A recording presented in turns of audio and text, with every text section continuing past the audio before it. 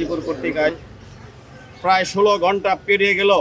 যারা প্রকাশ্যে এই সাংবাদিক আসাদুজ্জামান তুহিনকে খুন করেছে তাদের কাউকে প্রশাসন এখনো আইনের আওতায় আনতে পারেনি।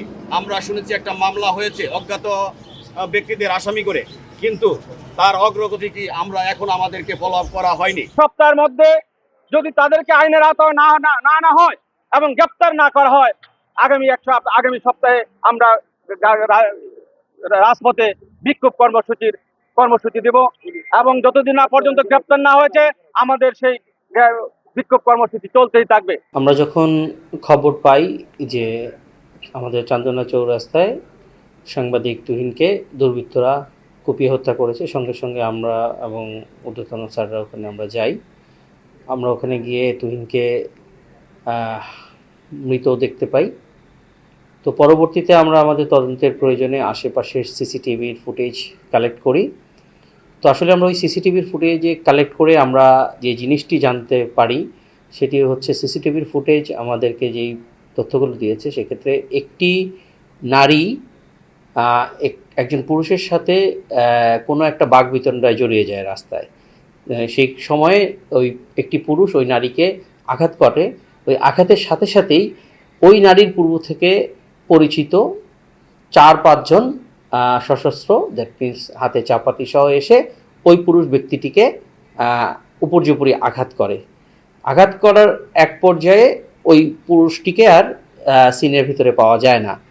পরবর্তীতে আমরা খোঁজ নিয়ে জানতে পারি এই পুরুষটি আমাদের জয়দেবপুর সদর হাসপাতালে আছে। তার নাম বাদশা মিয়া। তার সাথে আমাদের পুলিশের কথা হয় এবং আমরা তার মাধ্যমে এবং স্থানীয় মাধ্যমেও জানতে পারি যে এই নারীকে ওই বাদশা মিয়া আহত করেছে এবং আহত করার কারণে ফলশ্রুতিতে যে 4-5 জন ছেলে এসে উপর্যুপরি বাদশা মিয়াকে খুব কোপালে, এই দৃশ্যটি ওই চৌরাস্তায় অবস্থিত সাংবাদিক তুহিন তার মোবাইলে ধারণ করে। যেহেতু বাদশা মিয়া এই আহত হওয়ার পরেই রাস্তার একপাশে অবস্থান নিলে এই ভিডিও ফুটেজটি ধারণ করা সেই তুহিনকে এই ঘাতকরা তাদেরকে চার্জ করে এবং এই কেন করেছে এবং এটি ডিলিট করার জন্য বলে এবং এরই এক পর্যায়ে যখন তুহিন ডিলিট করতে চায় না কিংবা ভিডিওর বিষয়টি অস্বীকার করতে চায়, তখনই তারা ওই অবস্থাতেই ক্ষিপ্ত হয়ে তাকে উপর্যুপরি আঘাত করে মেরে ফেলে।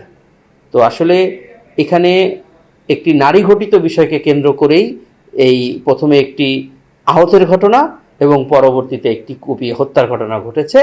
এর বাইরে আমাদের তদন্তে অন্য কিছু উঠে আসেনি। আমি আবারও বলেছি যে সিসিটিভির ফুটেজটি আছে, সেই সিসিটিভির ফুটেজটি ভালোভাবে পর্যবেক্ষণ করে আমরা প্রাথমিক যে তথ্যটি পেয়েছি যে একটি নারী ঘটিত বিষয়ের দ্বন্দ্বকে কেন্দ্র করে কিছু উচ্ছৃঙ্খল দুর্বৃত্ত যুবক প্রথমে বাদশা মিয়াকে উপর্যুপরি কুপিয়ে আহত করে। এই সিসিটিভির ফুটেজটি যখন সাংবাদিক তুহিন ধারণ করে, এই ধারণ কেন করেছে, কেন ডিলিট করছে না, এইরকম এক বিতণ্ডার পর্যায়ে এসে তুহিনকে উপর্যুপরি আঘাত করে মেরে ফেলা হয়। এটি ছিল এই সিসিটিভির ফুটেজ এবং আমাদের গোপন এবং গোয়েন্দা তথ্য প্রাপ্ত তথ্য।